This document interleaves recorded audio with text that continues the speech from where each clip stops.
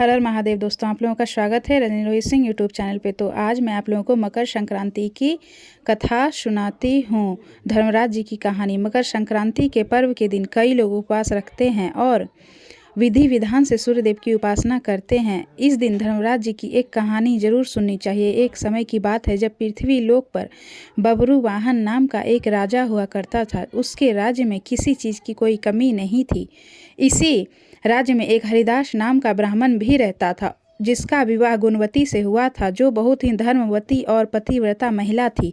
गुणवती ने अपना पूरा जीवन सभी देवी देवताओं की उपासना करने में लगा दिया और वह सभी प्रकार के व्रत की करती और दान धर्म भी किया करती थी। इसके अलावा अतिथि की सेवा करने को वह अपना धर्म मानती थी। ऐसे ही ईश्वर की उपासना करते हुए वह वृद्ध हो गई। जब उसकी मृत्यु हुई तो धर्मराज के दूत उसे अपने साथ धर्मराजपुर ले गए। यमलोक में एक सुंदर सिंहासन पर यमराज विराजमान थे और उनके पास ही चित्रगुप्त भी बैठे थे। चित्रगुप्त जब धर्मराज को प्राणियों का लेखा सुना रहे थे तो तभी यमदूत गुणवती को लेकर वहां पहुंचे। गुणवती यमराज को देखकर थोड़ी भयभीत हुई और मुंह नीचे करके खड़ी हो गई। फिर चित्रगुप्त ने गुणवती का ब्यौरा निकाला और उनके बारे में धर्मराज जी को बताया। धर्मराज ने गुणवती का पूरा ब्यौरा देखा और वह प्रसन्न हुए, लेकिन फिर भी उनके मुख पर थोड़ी सी उदासी छाई हुई थी। यह देखकर गुणवती ने पूछा, हे प्रभु, मैंने तो अपने जीवन काल में सारे सत्कर्म किए हैं, फिर भी आपके मुख पर उदासी क्यों छाई है? इसका क्या कारण है?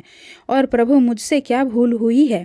धर्मराज जी ने कहा, हे देवी, तुमने सभी देवी देवताओं के व्रत किए, उपासना की, लेकिन कभी भी तुमने मेरी उपासना या मेरे नाम से कुछ पूजा पाठ दान नहीं किया। धर्मराज जी की बातें सुनते ही गुणवती क्षमा याचना करने लगी और कहने लगी, प्रभु, मुझे आपकी उपासना के बारे में कुछ भी पता नहीं है।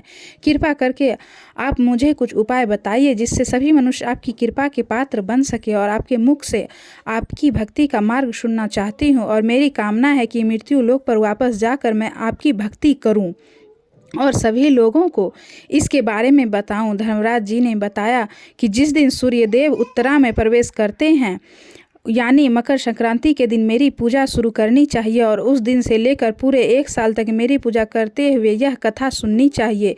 साथ ही मेरी पूजा करने वाले व्यक्ति को धर्म के इन 10 नियमों का पालन करना चाहिए, अवश्य करना चाहिए। पहला नियम धीरज रखना, यानी संतुष्ट रहना। दूसरा नियम अपने मन को वश में रखना और सभी को क्षमा करना। तीसरा नियम किसी प्रकार का दुष्कर्म नहीं करना। चौथा नियम मानसिक और शारीरिक शुद्धि का ध्यान रखना। पांचवा नियम अपनी इंद्रियों को वश में रखना। छठा नियम बुरे विचारों को अपने मन में ना लाना।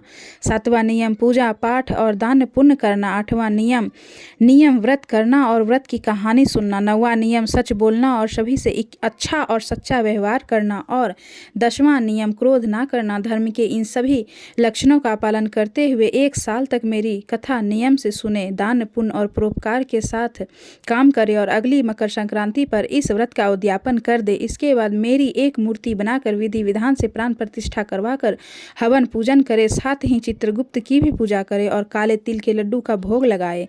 इसके बाद ब्राह्मण भोज करवाए और बांस की टोकरी में 5 सेर अनाज का दान करे। साथ ही किसी जरूरतमंद को गद्दा, तकिया, कम्बल, छप्पर, लोटा और वस्त्र आदि का दान करे। संभव हो तो गौ दान भी करे। धर्मराज से पूरी व्रत की कथा सुनकर गुणवती ने पुनः धर्मराज जी से प्रार्थना करी, हे प्रभु, मुझे फिर से मृत्युलोक में जाने दीजिए जिससे मैं आपका यह काम कर सकूं, साथ ही इस व्रत का प्रचार भी लोगों में कर सकूं। इस पर धर्मराज जी ने गुणवती को धरती लोक पर फिर से जाने दिया।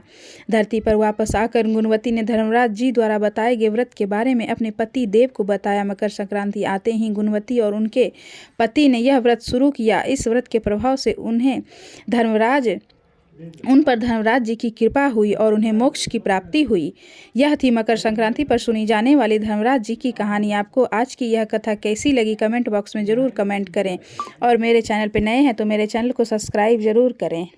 हर हर महादेव।